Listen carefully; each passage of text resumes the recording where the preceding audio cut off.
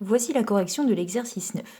Dans cet exercice, on vous dit qu'un plongeur qui est parti plonger dans les profondeurs émet une petite bulle d'air, et cette bulle d'air, quand elle remonte à la surface, il se trouve qu'elle change de volume.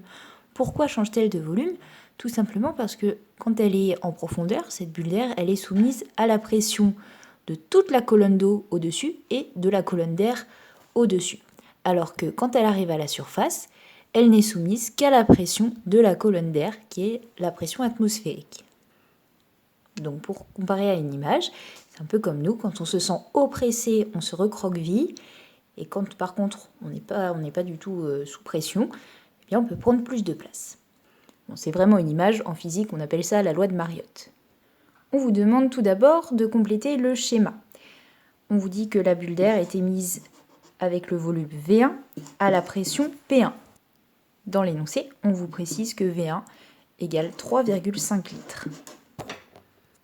À la surface de l'eau, la bulle d'air occupe le volume V2 égale 9 litres. Donc vous voyez, elle est devenue quand même très grosse cette bulle d'air. Et elle est à la pression P2. Et comme elle est à la surface, elle ne subit que la pression atmosphérique. Donc on pouvait aussi dire P atm. Question 1A, c'est fait. Question 1B, on vous demande à quoi est égale la pression P2. Et on a vu que c'était P atm parce que la bulle arrive en surface, elle n'a donc pas d'eau au-dessus. Et elle est soumise uniquement à la pression de l'air, c'est-à-dire la pression atmosphérique. Ensuite, on vous demande de rappeler la loi de Mariotte, selon laquelle le produit de la pression par le volume est une constante. Et petit d, on va utiliser cette loi pour trouver la pression P1 en profondeur. Alors, on a appris à calculer P1 avec la loi de la statique des fluides. Sauf qu'ici, vous voyez que vous n'avez aucune idée de la profondeur, donc ça ne va pas être facile d'utiliser la loi de la statique des fluides. En revanche, on vous donne V1, P2 et V2. Et vous savez que P fois V, c'est une constante. Par conséquent, P fois V, ça va être toujours la même valeur. Donc P1 fois V1 en profondeur, ça va être égal à P2 fois V2 en surface, puisque ce sera toujours la même valeur, en tout cas dans ce système-là. Eh bien, P1 V1 égale P2 fois V2. Avec un produit en croix, vous trouvez la pression P1. On remplace ensuite par les données de l'énoncé.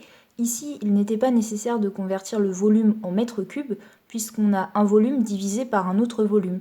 Donc finalement, les unités vont rester, vont s'annuler. Donc on peut calculer ici en gardant V en litres et V1 en litres.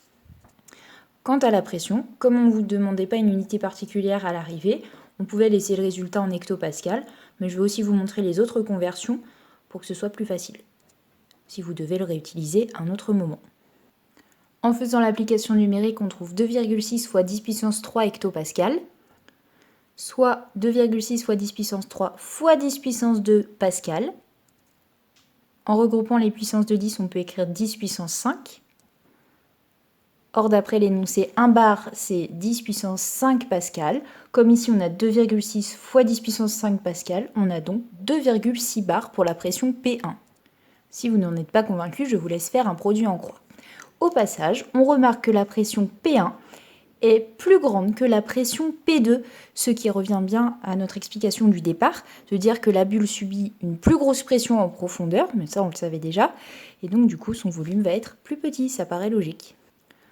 Petit 2, une loi expérimentale vous dit que vous gagnez 1 bar en pression tous les 10 mètres que vous gagnez en profondeur. Ça c'est la loi de la statique des fluides qui nous le dit. Et grâce à cette loi, on vous demande de déterminer la profondeur à laquelle la bulle a été émise. Sachant que dans la question précédente, on a déterminé P1 égale 2,6 bars et qu'on gagne 1 bar tous les 10 mètres, il est aisé de faire le produit en croix. 2,6 fois 10 divisé par 1, ce qui vous donne 26 mètres de profondeur.